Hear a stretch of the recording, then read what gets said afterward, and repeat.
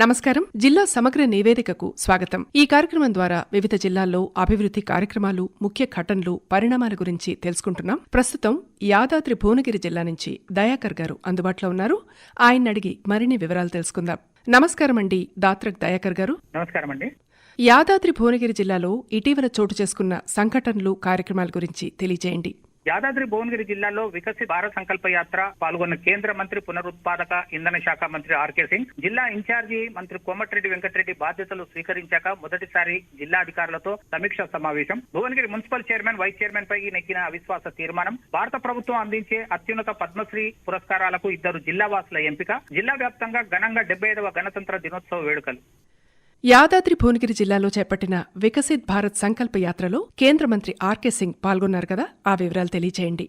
కేంద్ర ప్రభుత్వం అమలు చేస్తున్న సంక్షేమ కార్యక్రమాలు ప్రతి గడపకు చేరే విధంగా, ప్రతి లబ్ధిదారులకు తెలియజేసే విధంగా చేపట్టిన వికసిత్ భారత్ సంకల్ప యాత్రలో కేంద్ర విద్యుత్ పునరుత్పాదక ఇంధన శాఖ మంత్రి ఆర్కే సింగ్ పాల్గొన్నారు. జిల్లాలో బీబీనగర్ ఎయిమ్స్ లో వికసిత్ భారత్ సంకల్ప యాత్రను ఎయిమ్స్ డాక్టర్లు, సిబ్బంది, పేషెంట్లు, స్థానికులు భారీ సంఖ్యలో పాల్గొని సంకల్ప యాత్ర ప్రతిజ్ఞ చేశారు. ఈ సందర్భంగా జరిగిన కార్యక్రమంలో బ్యాంకు ద్వారా అందించే రుణాల గురించి, కేంద్ర ప్రభుత్వం చేపట్టిన కార్యక్రమాల గురించి వివరించడం జరిగింది. ఎయిమ్స్ డైరెక్టర్ సంకల్ప యాత్రలో భాగంగా ఎయిమ్స్ చేపట్టిన కార్యక్రమాల గురించి మంత్రికి వివరించారు.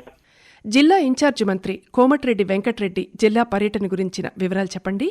మంత్రిగా బాధ్యతలు స్వీకరించిన మొదటిసారిగా జిల్లా ఇన్ఛార్జి మంత్రిగా కలెక్టరేట్ లో రాష్ట్ర రోడ్ల భవనాల శాఖ మంత్రి కోమటిరెడ్డి వెంకటరెడ్డి అధికారులతో సమావేశమై అభివృద్ధి కార్యక్రమాలపై పలు అంశాలపై సమీక్ష నిర్వహించారు. ఆ తర్వాత పత్రికా సమావేశంలో ఆయన మాట్లాడుతూ Baswapur reservoir model cricket stadium, Bhuvanagiri municipality గురించి అధికారులతో చర్చించానని అన్నారు. భువనగిరిలో 100 కోట్లతో క్రికెట్ స్టేడియం నిర్మాణం చేపట్టబోతున్నామని, అందుకు అవసరమైన 10 ఎకరాల స్థలాన్ని కూడా కేటాయించడం జరిగిందని, భువనగిరి కిల్లా రోప్వే త్వరలోనే టెండర్లు వేస్తామని, కేంద్ర ప్రభుత్వం నిధులతో పాటు రాష్ట్ర ప్రభుత్వం నిధులు ఖర్చు చేసి ఈ ప్రాంతాన్ని పర్యాటక కేంద్రంగా అభివృద్ధి చేస్తామని అన్నారు.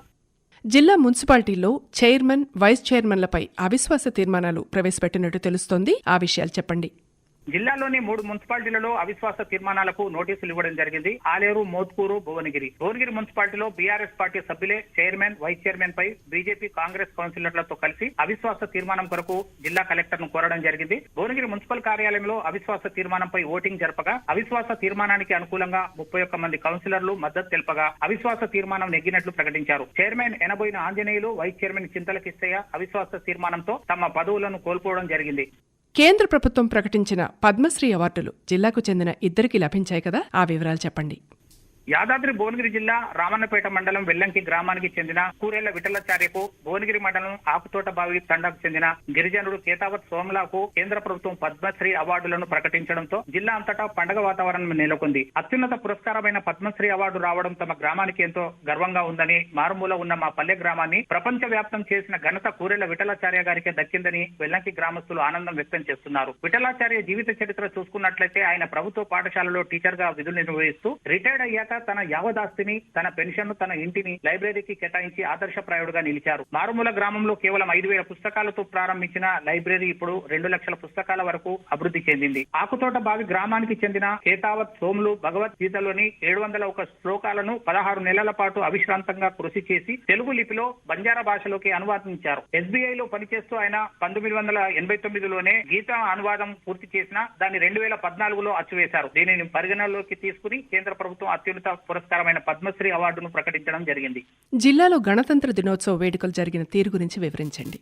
జిల్లాలో 75వ గణతంత్ర వేడుకలు ఘనంగా నిర్వహించారు. భువనగిరి ప్రభుత్వ జూనియర్ కళాశాల మైదానంలో జాతీయ పతాకాన్ని జిల్లా కలెక్టర్ హనుమంతు కె జెండగే ఆవిష్కరించారు. అంబేద్కర్, గాంధీ చిత్రపటాలకు పూలమాలలు వేసి నివాళులు అర్పించారు. అనంతరం జిల్లా ప్రగతి నివేదికను తన ప్రసంగంలో చదివి వినిపించారు. ఆలేరు ఎమ్మెల్యే ప్రభుత్వ బీర్లా ఇల్లయ్య మాట్లాడుతూ ప్రభుత్వం నుండి తనకు వచ్చే జీతాన్ని ప్రతి నెల బీదల కొరకు ఖర్చు చేస్తానని, మొదటి నెల తన జీతాన్ని విద్యార్థుల పరీక్ష ప్యాడ్లు అందించానని, గణతంత్ర వేడుకల నేపథ్యంలో నిర్వహించిన పాఠశాల విద్యార్థులు సాంస్కృతిక కార్యక్రమాలు అందరినీ ఆకట్టుకున్నాయి. విధి నిర్వహణలో అత్యుత్తమ ప్రతిభ కనబర్చిన జిల్లా స్థాయి అధికారులకు జిల్లా కలెక్టర్ ప్రశంసా పత్రాలు అందజేశారు. ఇదండి యాదాద్రి భువనగిరి జిల్లా నుంచి దయాకర్ గారు అందించిన జిల్లా సమగ్ర నివేదిక. మరో రోజు మరో జిల్లా నుంచి సమగ్ర నివేదికను విందాం. అంతవరకు సెలవు. నమస్కారం.